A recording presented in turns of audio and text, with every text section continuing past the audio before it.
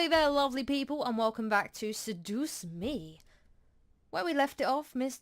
Anderson, which is moi, was called to the main office. So we're gonna go and see what's going on. Oh my. Looks like our plans have been cut short.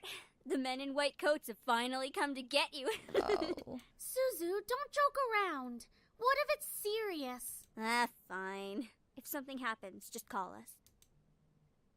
Funny enough, something did happen. And it certainly wasn't a laughable matter. Cold. It was really cold. The rain became heavier that afternoon, accompanied by rolling thunder now and then. The skies turned dark, though I couldn't see any of it under the black umbrella. Not that I was looking up. In fact, looking up was the exact opposite of what I wanted to do. I stared at the grass beneath my feet, unable to look up at the people weeping around me. All I could see was the damp grass underneath my feet. Only the monotone elegies that floated through my ears reminded me that I was at a funeral.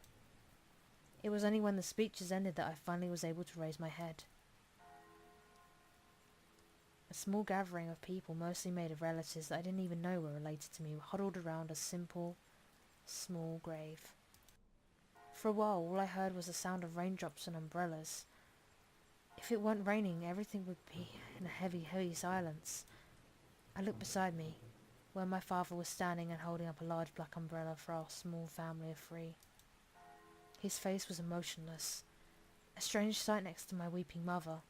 I wondered what was going through his mind. After all, etched into the smooth grey tombstone before us was his father's name.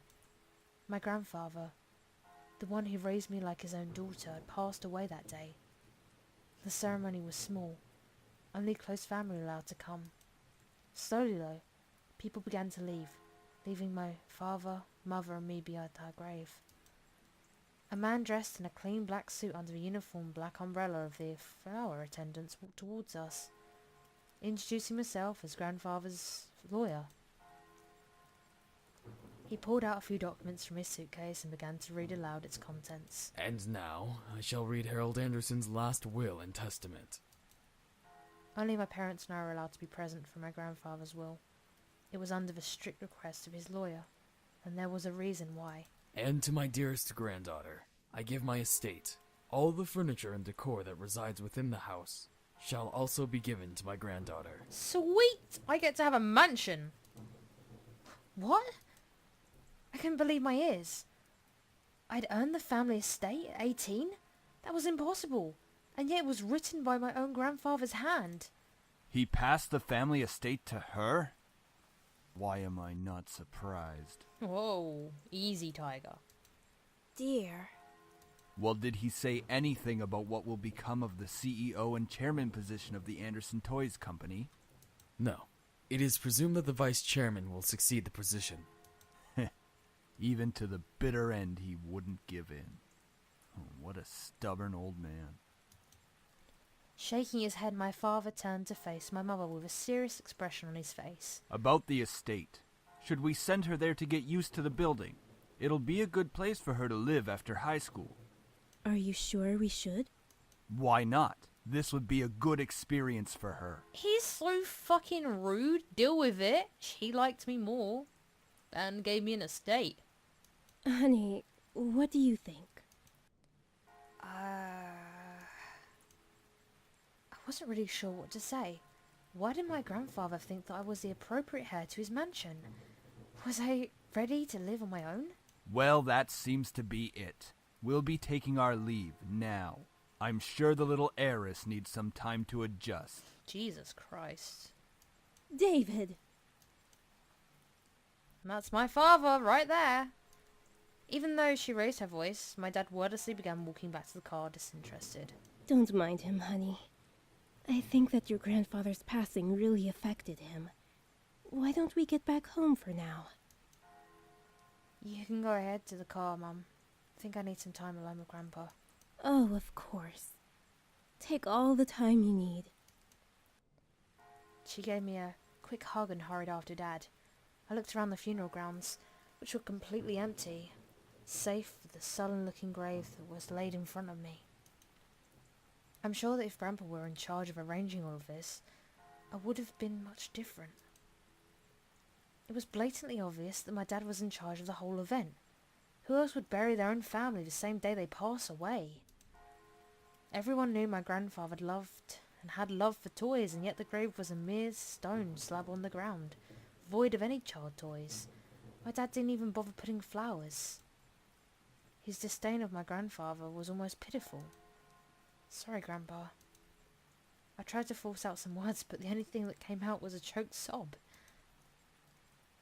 You told me to stay strong, but right now, I'm the farthest from it. Like that one time, a long time ago. Grandpa! Oh, it's so good to see you again, sweetie. I was swept into a giant bear hug, and we both laughed and he swung me around like an airplane. It was one of my favourite things about seeing my grandfather, the way he greeted me. Unlike my father, my grandfather was loving and playful even as I grew older. Sorry that Daddy couldn't be here today.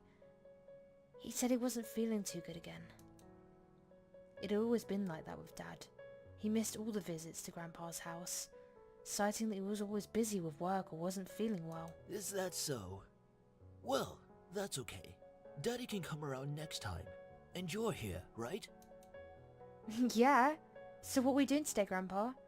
Mama says that there's a new dessert cafe open in town. Maybe we could go. Oh, I would love to. But I've been so busy with the company these days. We're actually working on a little something. Would you like to see? Oh, yeah, is it a toy?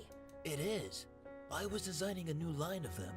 But I feel like something's missing. You don't think you could help me out, could you?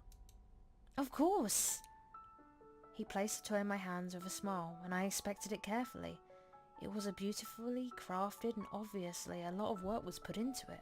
There was one thing though. So, what do you think? I think the heart on its chest should light up when you hug it. It'd be like it's alive, and it can be like a little nightlight before you sleep, you know? He stroked his chin, considering my input while nodding his head. After a few moments of silent deliberation, he turned to me with a chuckle. That's a great idea. I'll get to changing it right away. You're always like my little lucky charm, dear. You always know what to add to make the perfect toy. Well, I hope I can be like you one day, Grandpa. You want to make toys as well? Well, making people happy is the best feeling in the world.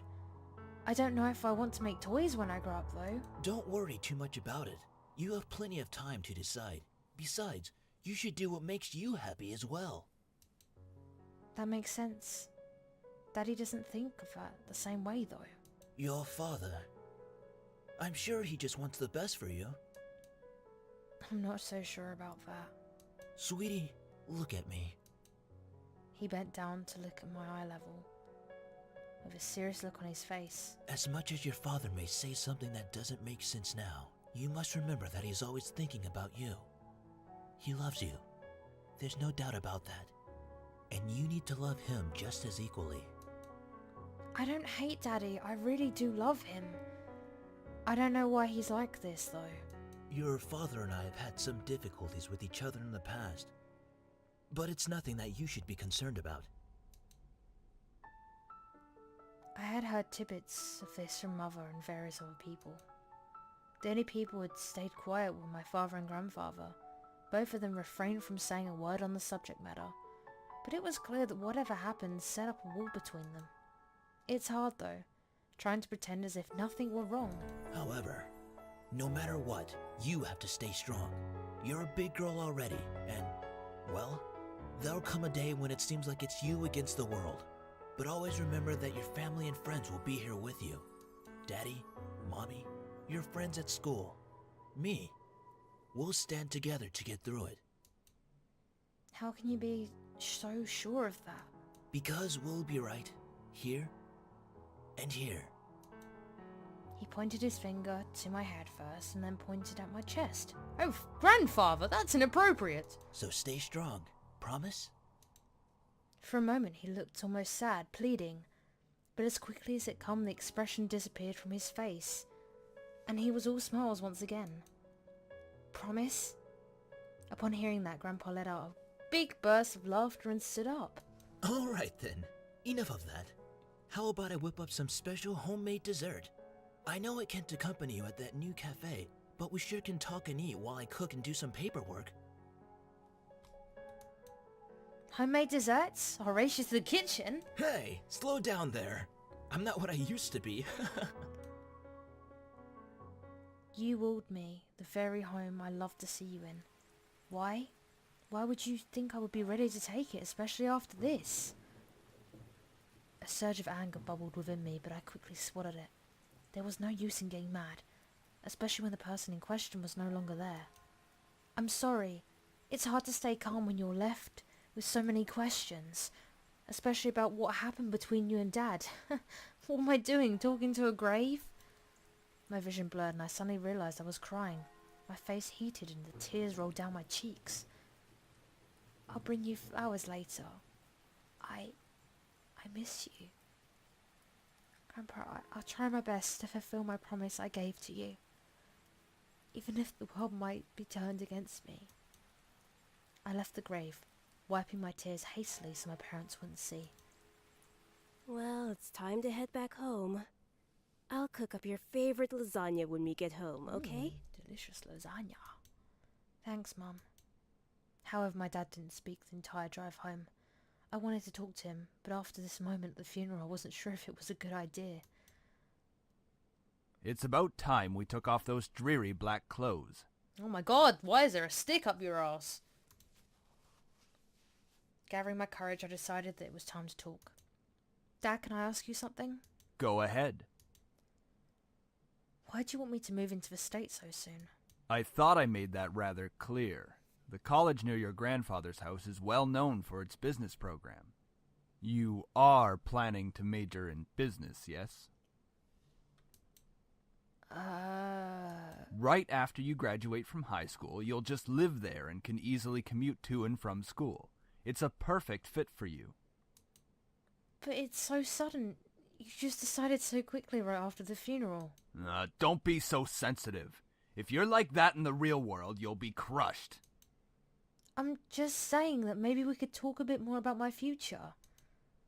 In reply, my father rubbed his temples and sighed quietly. After you graduate from college, you'll work at Anderson Family Toys.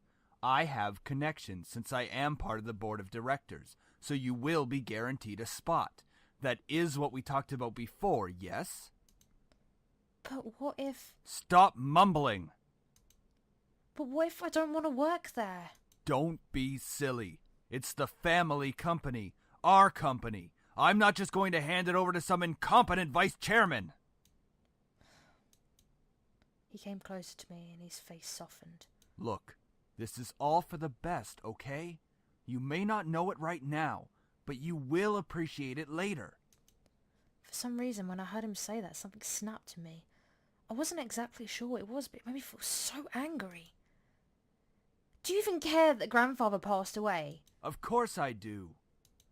Well, everything seems fine and dandy to you. Things couldn't be better. Excuse me? I don't like your tone, young lady.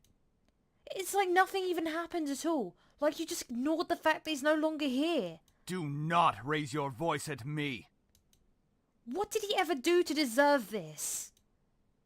My father, his face hardened, crossed his arms and erupted in angry laughter. Ha! You sure place him upon a pedestal, like he's some kind of venerated god or something. It makes me sick. Is that it? Are you happy seeing grandfather dead? While everyone was grieving, were you holding yourself back from laughing in everyone's faces? Did you feel just a bit happier seeing him lie in the graveyard? A flash of rage crossed his face and he whipped the back of his hand across my cheek. You don't know anything! Running your mouth like somehow you know everything that went on, when you're just a little girl that doesn't know how to keep her mouth shut! You did not know my father! You did not know what he was capable of! Is everything all right? What happened? Oh look, it's the incompetent mother. Nothing, I'm not hungry, I think I'll just go upstairs. Honey, wait! I quickly turned and ran up to the stairs to my room, slamming the door behind me. My breath came in short pants, and for a while, I just leaned against the door to the bedroom and just sliding down against it. How did things become like this? cheek still throbbed, and I intently stood up and looked in the mirror and see how it looked. Hopefully it doesn't bruise. What am I saying?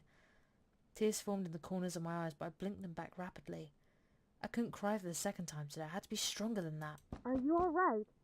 Your father told me nothing happened, but you know your father. I'm fine. I just lost my appetite. The lasagna's done, though. And I don't want you skipping any meals. Are you sure? Yeah, don't worry about me, Mum. I'll come downstairs later to eat. You're not telling me the whole story. I don't want to eat right now. Please, dear. Tell me what's going on. I wish you would tell me why you're being like this. I wanted to tell her. A part of me was screaming to tell her what Dad had done. At the same time, I knew she couldn't fix anything. Besides, I was moving out regardless. I remained silent, letting the event remain in my past. Well, I'll leave your food on the table if you want to eat it later. Finally, my mum left me alone. It was strange to think that she was only a few inches away from me, only separated by a single wooden door. I really didn't know what to do. I needed to do something, anything to get my mind off of what just happened. Anything would be better than thinking any more about the pain still radiating from my cheek. I was going to move into my grandfather's house tomorrow. I should probably pack my stuff so I get prepared for tomorrow. Yeah, that was a good idea. I should start packing. I opened the closet, rummaging around for a while before I finally found 2 empty large bags. Pulling them out onto the floor of my room, I then began to empty my drawers and cabinets so I could bring all the things with me. I didn't have much to bring other than that, just clothes and some toiletries. It was kind of bizarre that I didn't have many personal belongings. It wasn't like my luggage was completely devoid of them, but I certainly didn't have many things in my room that I would miss if I suddenly left the house. I shook my head to rid myself of those thoughts. If it were going to be my new home, it would have to feel like it, one way or another. I was going to make a home. Just as I was packing my things, my cell phone began to ring and vibrate in my pocket. I slid my phone out of my pocket and answered it, and slowly easing myself. Who could possibly be calling? Hey, Anderson, you there?